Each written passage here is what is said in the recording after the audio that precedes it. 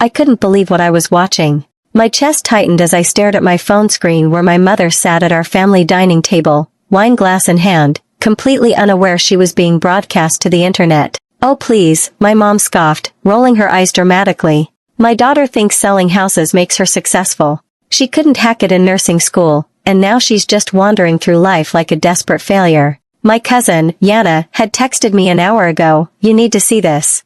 "I'm so sorry."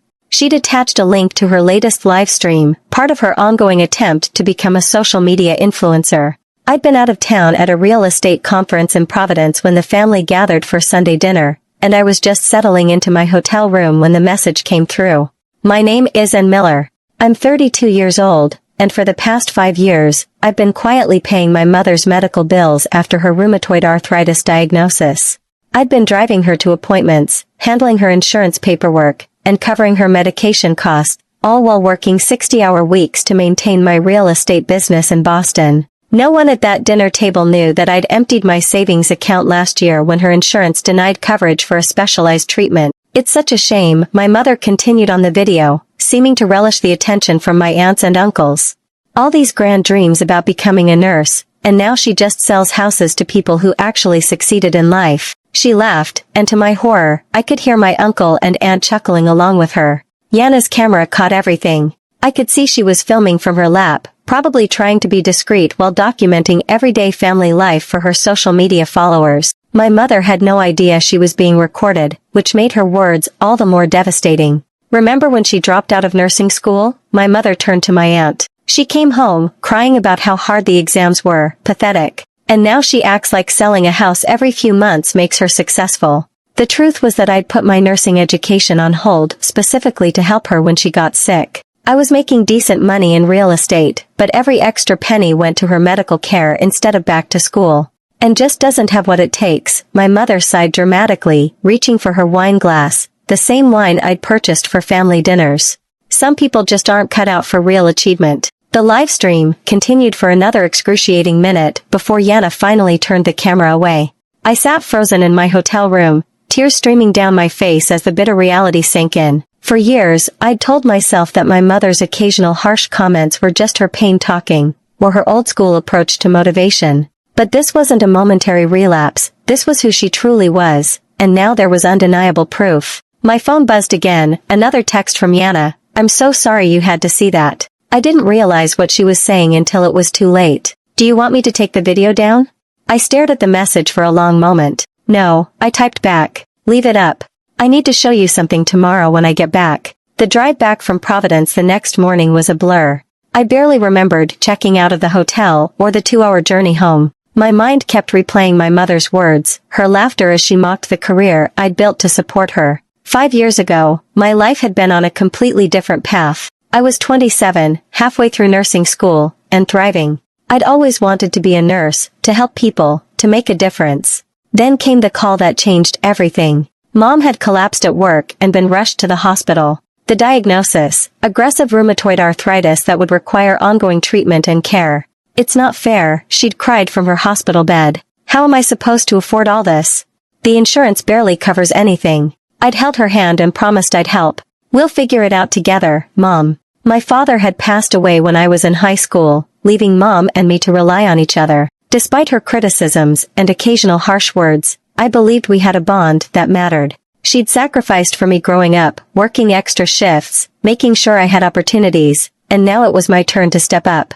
Within months, I made the difficult decision to pause my nursing education. Real estate had flexible hours and the potential for good money. I could drive Mom to appointments, handle her care, and still earn enough to cover our growing expenses.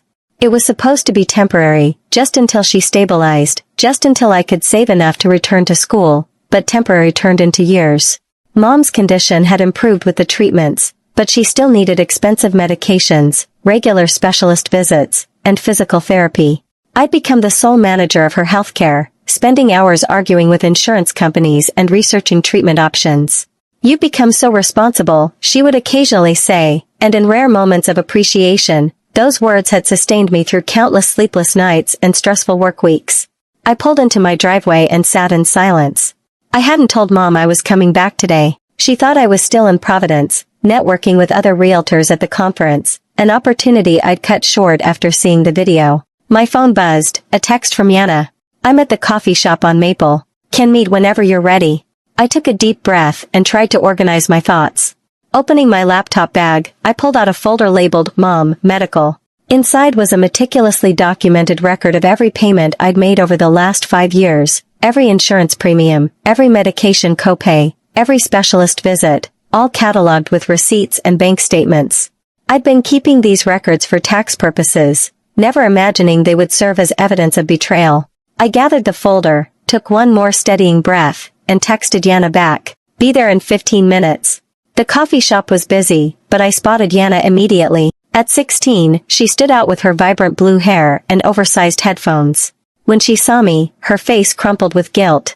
"I'm so sorry," and she blurted as I sat down. I didn't know she would say those things. I was just doing my usual live stream thing, and then Aunt Lorna started talking about you, and it got so mean. "And it's not your fault," I said, cutting off her rambling. "Actually, I need to thank you." Yana looked confused. "Thank me? For what?" I placed the medical folder on the table and opened it, revealing 5 years of payment records, appointment schedules, and insurance correspondence. "For showing me the truth," I said quietly. "I've been paying for everything, her medications, treatments, insurance premiums, everything." Yana's eyes widened as she flipped through the documents. "This is thousands of dollars. Over 100,000, actually," I confirmed. I put my entire life on hold for her, my nursing degree, my savings, even relationships. Everything went on the back burner because I thought she needed me. Yana looked up from the paperwork, her expression shifting from shock to anger. "And she calls you a failure? That's so messed up." I nodded, feeling a strange calm settling over me. I always thought her criticism was her way of motivating me, that underneath it all, she appreciated what I was doing. I laughed bitterly. "Guess I was wrong. So, what are you going to do?" Yana asked. I took the folder back, my decision crystallizing as I spoke. "I'm done. I've already got the paperwork ready to remove myself from her accounts." "You're not going to confront her?" I shook my head. What would be the point? She'd just deny it or tell me I'm being too sensitive. I pulled out my phone and brought up my banking app. I've been putting aside a little money each month, hoping to eventually return to nursing school. Now, I'm going to use it for exactly that. As I spoke, I transferred the money, funds I'd earmarked for my mother's next round of treatments, into my personal savings account. The action was small, but it felt monumental. "Wow," Yana whispered. "Are you sure?"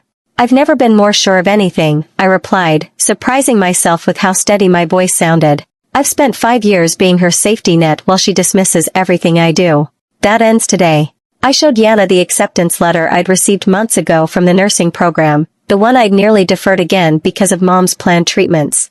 "I start in the fall," I told her, "and I'm not deferring again." Yana reached across the table and squeezed my hand. "I'll send you the full video, just in case you need it." As we parted ways, I felt the weight of years of obligation lifting. For the first time in so long, I was choosing myself. The guilt I'd expected to feel was nowhere to be found, replaced instead by a sense of clarity and purpose that had been missing for far too long. The insurance company representative sounded confused when I called. "You want to remove yourself as the guarantor on Lorna Miller's accounts?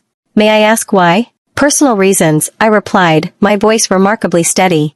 "I'll no longer be responsible for any payments after this month." It was day 3 of my new resolve. I'd spent the weekend in a productive frenzy, calling insurance companies, updating payment information, and drafting emails. My dining room table was covered with paperwork as I systematically dismantled the financial web I'd created to support my mother. The representative continued, "Miss Miller, I should inform you that without your support, your mother's premium will increase substantially, and her coverage options may change." "I understand," I paused. "Could you please send a formal letter explaining these changes to her home address? I want to make sure she's fully informed." I knew exactly what I was doing. The letter would arrive in a week, giving me time to implement the rest of my plan before the inevitable confrontation. My phone had been buzzing with messages from my mother since yesterday. She had no idea what I was doing, but she'd expected me to drive her to a doctor's appointment this morning. I hadn't shown up. "Where are you?" "I've been waiting for an hour." The doctor's office called. They said my insurance card was declined. "Fix it, ASAP." "Are you ignoring me?" "Answer your damn phone, Anne." Each message strengthened my resolve. I switched my phone to silent and continued working. By evening, I had completed most of the financial separations and moved on to the next phase. I opened my laptop and began composing a single, carefully worded email to be sent to my entire extended family. Dear family, after much consideration, I will no longer be managing my mother's medical care or financial support. For the past 5 years, I have covered all expenses related to her condition, totaling over $120,000. This has included insurance premiums, medication costs, specialist visits, and numerous treatments. I've made this decision for personal reasons, but I wanted you all to be informed, as my mother may require assistance moving forward. Attached is a detailed breakdown of the support I provided over the years, should any of you wish to help. I hope you understand that this was not a decision I made lightly. Best regards, Anne. I attached the spreadsheet I'd created, documenting every payment, every appointment, and every hour spent managing her care. The evidence was irrefutable. My cousin, Yana, had sent me the full live stream video, as promised. I downloaded it and saved multiple copies, one to my computer, one to my cloud storage, and one to a USB drive. I had no specific plans for the video yet, but something told me it might be necessary. The doorbell rang, startling me. Through the peephole, I saw my mother standing on my porch, her face contorted with anger. I stepped back, my heart racing. And, I know you're in there. Open this door right now. I remained silent, watching her shadow move beneath the door. You've missed 3 of my calls. My medication refill was denied at the pharmacy. What are you doing? I took a deep breath and spoke clearly through the door. I'm not doing this anymore, Mom. You'll be receiving information from the insurance company soon. I suggest you read it carefully. What are you talking about? Open this door. No. The single word felt powerful on my lips. I've heard what you really think of me. I think it's time we both moved on with our lives. There was a moment of confused silence before she exploded. Is this about money? After everything I've done for you?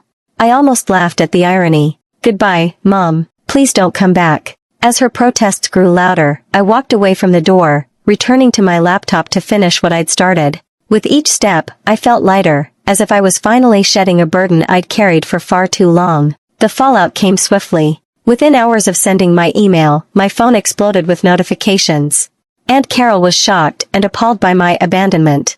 Uncle Bill thought I was being selfish and cruel. My cousin Frank suggested I sort out whatever petty disagreement I was having with Mom. Only Yana, and surprisingly, my elderly Aunt Helen, seemed to understand. Helen's message was simple.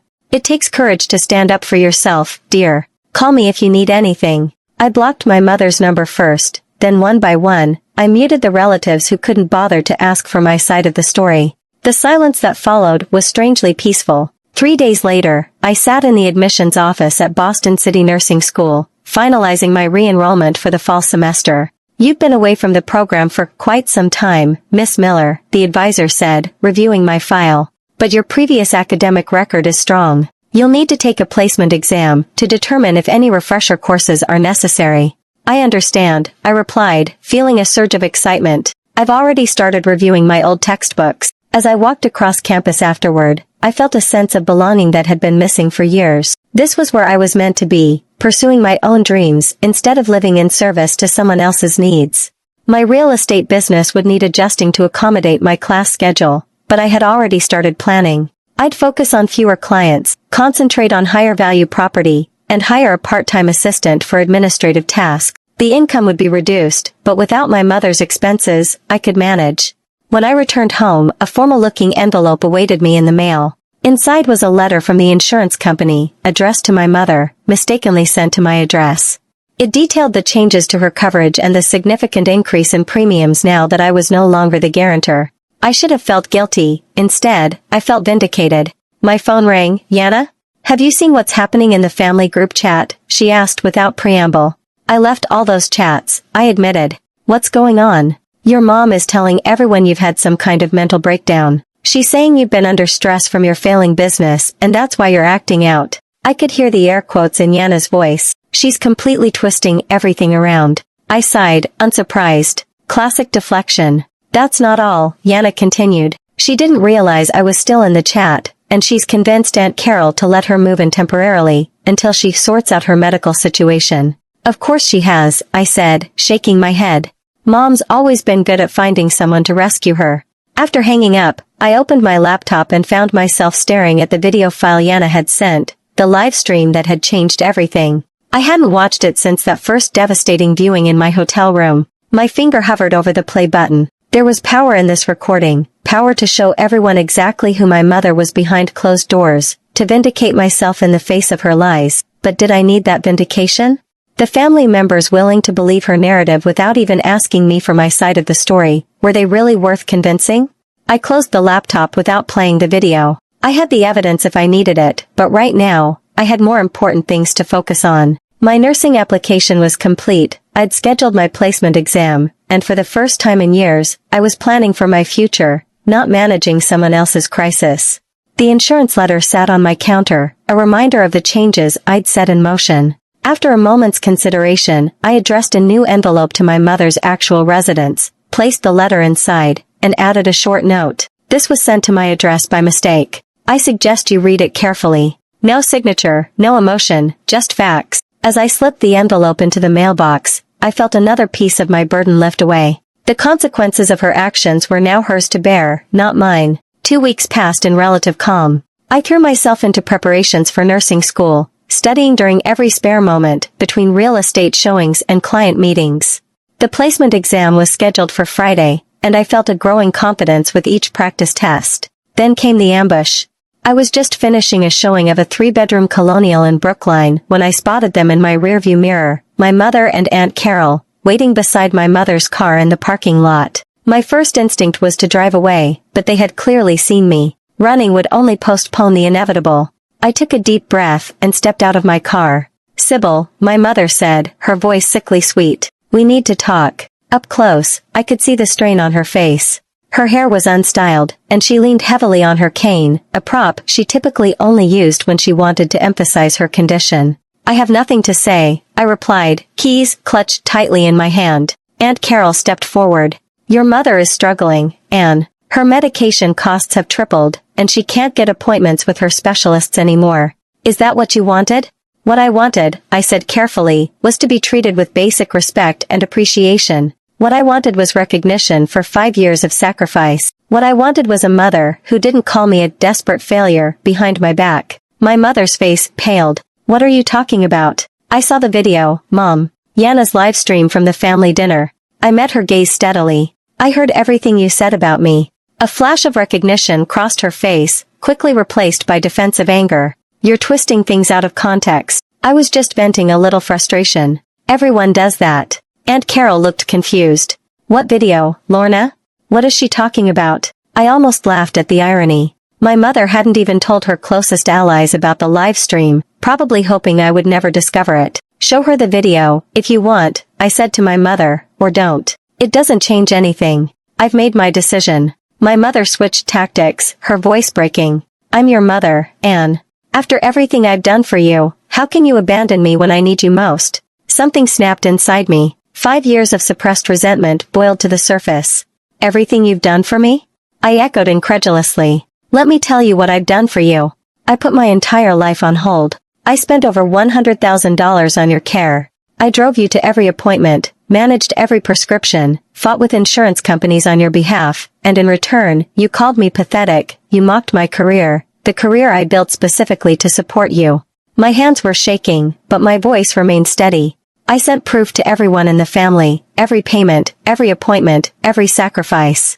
So don't stand there and act like I'm the villain in this story." Aunt Carol was looking at my mother differently now, doubt creeping into her expression. "Lorna," she said slowly, "what exactly was in this video?" My mother ignored her, focusing her desperation on me. "I'm sorry if I hurt your feelings, but this is an extreme overreaction. I'm facing serious health complications."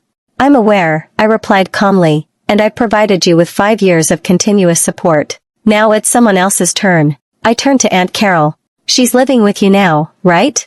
Has she asked you for money yet? How many doctor's appointments have you driven her to? How many prescriptions have you picked up?"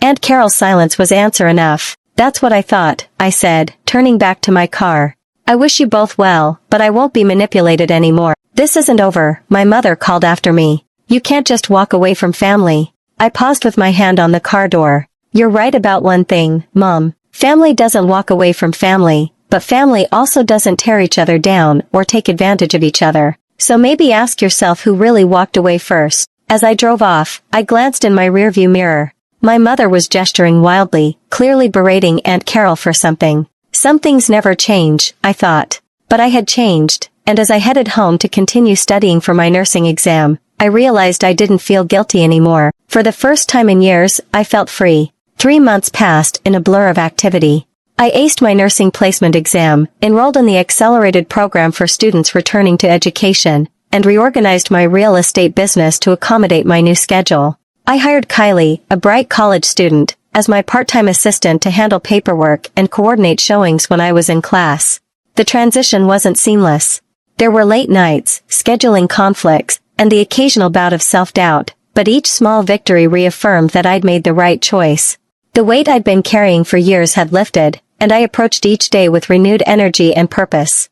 My family situation had reached an uneasy stalemate. After our confrontation in the parking lot, my mother had apparently shown her true colors to Aunt Carol, who quietly reached out to me a week later. I had no idea what you'd been dealing with, she admitted over coffee. Lorna told me you were being difficult and selfish. I should have asked for your side of the story. It's okay, I replied, surprising myself with how much I meant it. Mom has always been good at controlling the narrative. The Boston Real Estate Association's annual awards ceremony wasn't something I'd paid much attention to in previous years. I'd been too busy managing my mother's care to attend industry events. But when my broker nominated me for the Resilience in Real Estate Award, recognizing agents who overcame significant challenges while maintaining their business, I was touched. You're a shoo-in, my colleague, Brian, insisted during our weekly office meeting. You've closed more deals than anyone else in the office while starting nursing school. If that's not resilience, I don't know what is. I didn't expect to win, but I was looking forward to the ceremony, a chance to celebrate how far I'd come, professionally and personally. The evening of the ceremony arrived, and I found myself in a hotel ballroom surrounded by Boston's real estate community. I wore a dark blue dress I'd bought specifically for the occasion, my first non-work-related splurge in years. After grabbing a glass of champagne from a passing waiter, I mingled with colleagues and reconnected with industry contacts I hadn't seen in ages. "And Miller," called out a familiar voice. I turned to see Marge Lewis, one of the most successful brokers in Boston. "I was hoping to see you here. I've been hearing great things about your work in the Brookline market." We chatted about recent property trends, and I found myself easily engaged in the conversation, a welcome change from the distracted, overwhelmed person I'd been for years. My phone vibrated in my clutch. I ignored it at first, fully present in the professional moment I was enjoying. When it vibrated again a minute later, I excused myself and glanced at the screen. 5 missed calls from a number I didn't recognize, and a text message. "It's Yana, using Uncle Liam's phone. Emergency. Call back ASAP." A knot formed in my stomach. I stepped into a quiet hallway and returned the call. "Yana, what's going on?" "I'm so sorry to bother you," Yana said, her voice tense. "I'm at the hospital with your mom. She fell, and they think it might be a reaction to her new medication. She's asking for you." I closed my eyes, waiting for the familiar wave of guilt and obligation to wash over me. It came, but it was different now, manageable, not overwhelming. "Is she stable?" I asked. "Yes, but they're keeping her overnight for observation." I didn't want to call, but Uncle Liam insisted. I heard muffled voices, then a shuffling sound as the phone changed hands. "Anne? Liam here. Look, I know things have been difficult, but your mother needs you. The doctors have questions about her medical history that we can't answer." As we spoke, I saw the ceremony attendees moving into the main ballroom. The awards presentation would be starting soon. "I understand," I said, making my decision. "But I'm at an important work event right now. I can come by the hospital afterward." "This is your mother we're talking about." Liam's voice hardened. "Surely whatever party you're at can wait." The Olden would have acquiesced immediately, abandoning her own needs for her mother's, but I wasn't that person anymore. "I'll be there in about 2 hours, I said firmly. "Please tell the doctors I'll answer any questions then, and Liam, thank you for being there for her." I ended the call and took a deep breath. As I turned to rejoin the ceremony, I caught my reflection in a decorative mirror, shoulders back, head high, eyes clear. For the first time in years, I recognized myself. And the winner of the Resilience in Real Estate Award goes to Anne Miller. The room erupted in applause as my name was announced. For a moment, I sat frozen in shock. I genuinely hadn't expected to win. Brian nudged me with his elbow, grinning broadly. As I rose and made my way to the stage, the crystal trophy felt substantial in my hands. As I approached the microphone, looking out at the audience, I saw colleagues, mentors, and competitors, united in recognition of my work. The validation was overwhelming. "Thank you," I began, my voice steadier than I felt. "This means more to me than I can express.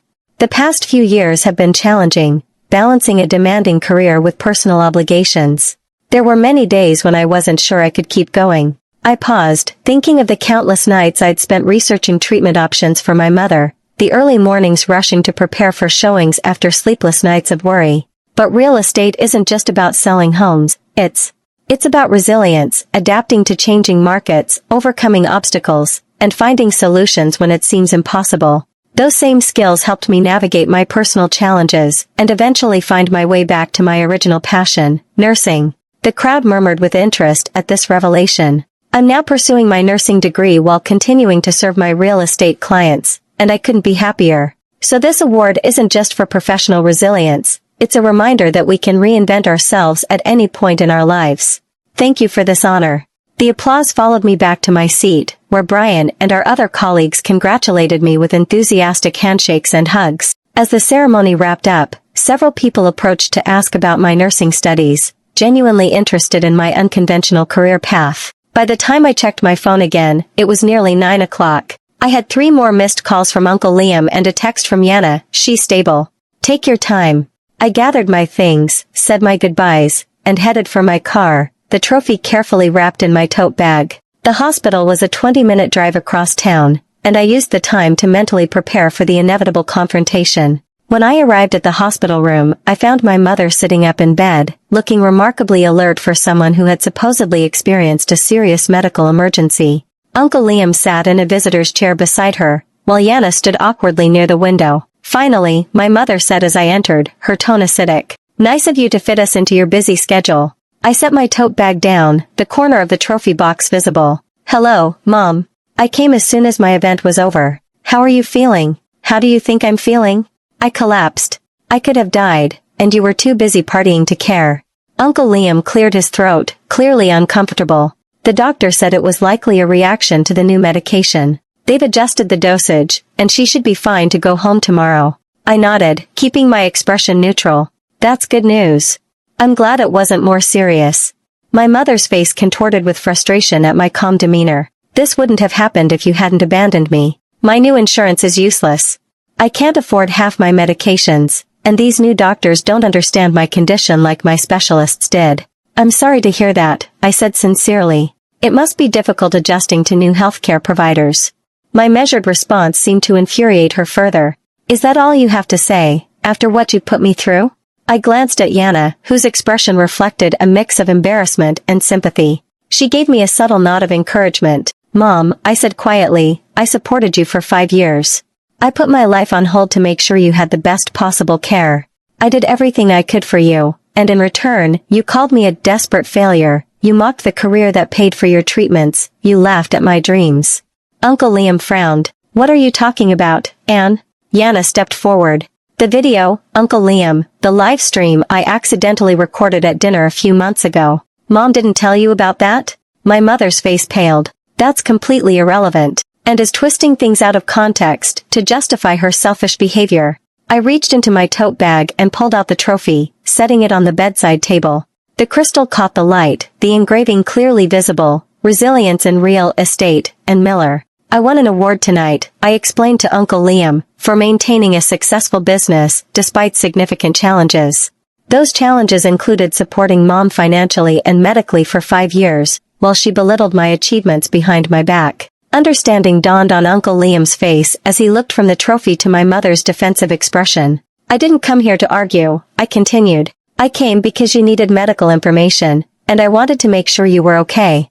I don't wish you ill, Mom, I never have. I just couldn't keep sacrificing my life for someone who didn't appreciate it." The room fell silent. For once, my mother had no sharp retort, no manipulation tactic ready. She simply stared at the trophy, visible proof of the success she dismissed so callously. "I should go," I said softly. "I have an early class tomorrow. Yana, can I give you a ride home?"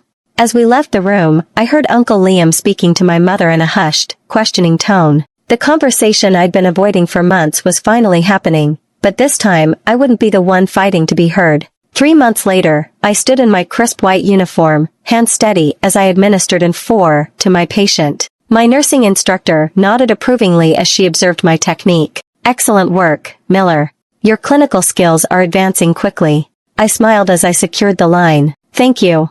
It feels like everything's finally clicking into place." After completing my shift at the teaching hospital, I headed to my car, pausing to check my phone. A text from Yana lit up my screen. "Article interview going viral. 20K views already." I laughed, shaking my head in amazement. Last week, I'd been interviewed by the Boston Medical Journal about career changers entering nursing later in life. The interviewer had been particularly interested in how my real estate experience had prepared me for healthcare. Both fields require attention to detail, strong communication skills, and the ability to help people through major life transitions, I'd explained, and both taught me the importance of boundaries, something every healthcare professional needs. As I drove home, my phone rang through the car's Bluetooth, an unknown number. "Hello? And it's Liam." My uncle's voice sounded hesitant. "Do you have a minute?" I tensed slightly. "Is everything okay?" "Yes, everything's fine. He paused. "I saw your interview. It was quite inspiring." "Thank you," I replied, surprised by the compliment. "Your mother saw it too," he added quietly. I waited, bracing myself for news of her latest criticism or complaint. "She didn't say much," Liam continued, "but I think seeing you in that nursing uniform, it finally made things real for her. You really are doing it, becoming a nurse, just like you always wanted." I pulled into my driveway, letting the car idle as I processed his words. "I'm proud of you, Anne," he said, filling the silence. "And I'm sorry I didn't see what was happening sooner." The simple acknowledgement brought unexpected tears to my eyes. "Thank you, Liam. That means a lot." After we hung up, I sat for a moment, reflecting on how much had changed in less than a year. The trophy from the real estate award sat on my mantle now, next to my nursing textbooks, physical reminders of my past achievements and future goals. My mother and I still weren't speaking, but that was okay. I had stopped expecting validation from someone incapable of giving it. Instead, I found it in my own accomplishments, in the patients who thanked me for my care, in the professional recognition that validated my choices. As I entered my home, my sanctuary, I smiled at the stack of nursing journals on my coffee table. Tonight, I would study for next week's exam, perhaps call Yana later to catch up. Tomorrow, I had 2 property showings scheduled between classes. My life was full, purposeful, and entirely my own. The phone call from Liam was an unexpected grace note, not necessary for my happiness, but welcome nonetheless. Whether my mother ever came to terms with my decision didn't define me anymore. I had reclaimed my path, my future, and most importantly, my sense of self-worth, and that, I realized as I settled into study, was the greatest victory of all.